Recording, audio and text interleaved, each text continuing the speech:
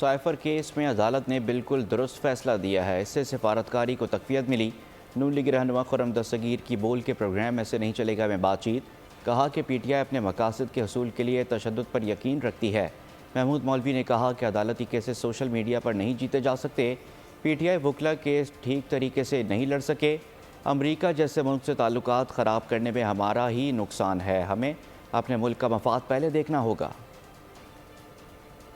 سے پاکستان کی قومی سلامتی کو تقویت ملی ہے، یہ ایک بہت مثبت پیش رفت ہے۔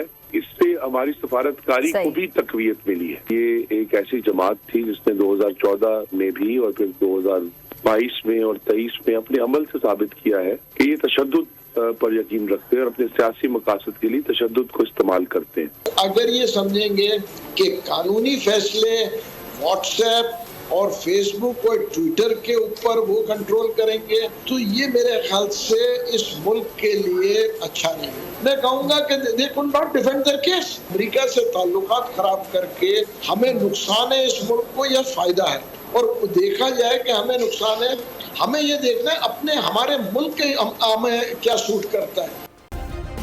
سبسکرائب کریں اور بیل دبائیں تاکہ کوئی خبر رہ نہ جائے۔